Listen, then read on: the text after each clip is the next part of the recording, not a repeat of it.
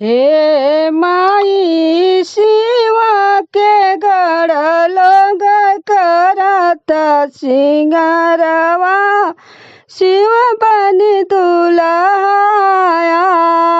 जे हे माई चलनी माँ चल दर हे माई शिव जी के गढ़ लोग करत सिंगारवा शिव बनिए दूल्हा आज हे माई चलनी माँ चल द्वार हे माई चलनी माँ चल द्वार। गंगा जी के धार सोहे चंदन लीलार सोहे गंगा जी के धार सोहे चंदन लीलार सोहे हे माई सपवा छोड़े ले फुफुकार हे माई सपवा छोड़े ले फुफुकार शिव बनी है दुल्हाया हे माई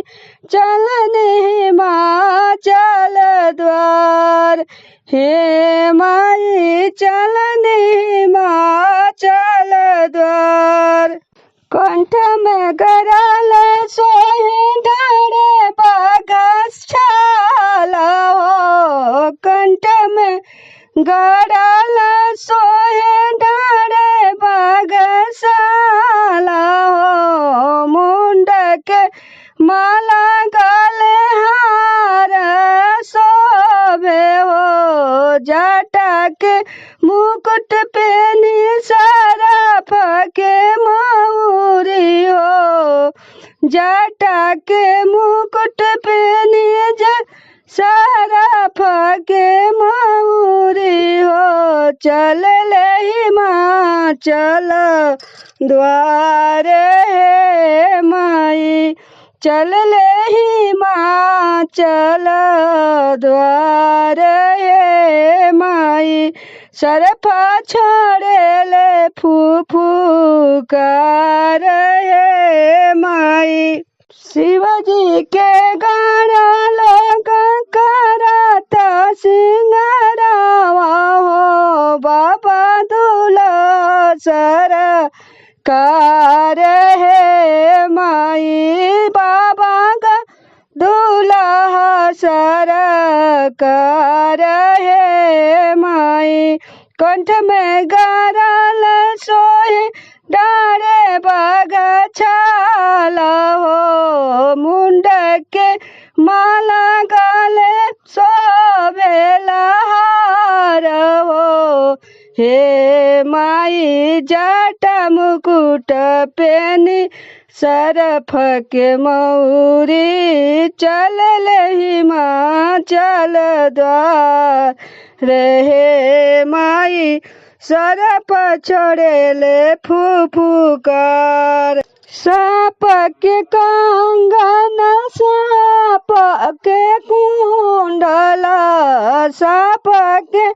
कुंडल बिछुवन के कुंडला त्रिभुवन के मालिकार हे माई त्रिभुवन के मालिकार हे माई। साप के कंगन बिछुवन के कुंडल साप के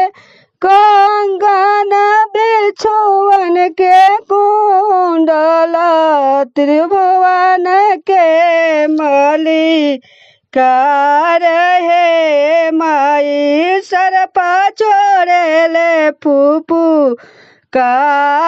हे माई चल ले माँ चल द्वार हे माई। सबके जने हुआ महादेवा पहिनीले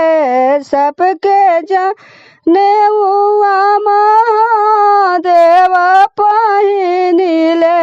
चलिले गौरबी याहन ये माई चलिले गौरबी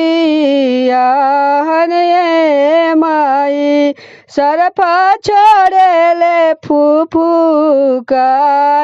ये माई कर में त्रिशूल शोभे डमरू के बाजा हो कर में त्रिशूल शोभे डमरू के बाजा हो बसा भइले आसवार ये माई सरपा छोड़ेले फुफुकार ये माई शिवजी बनिले आस दुल्हा सरकार ये माई चलिले हिमाचल द्वार ये माई कर में त्रिशूल शोभे डमरू के बाजा हो कर में त्रिशूल शोभे डमरू के बाजा हो बसा भाई निताई आसवार ये माई बसा भाई नि आसवार ये माई कर में त्रिशूल डमरू बाजा शोभेला कर में त्रिशूल सोहे डमरू के बाजा हो बसा भइले आसवार ये माई बसा भइले आसवार ये माई चले बराती बाबा संग चले किरण बोलत जय जय कार ये माई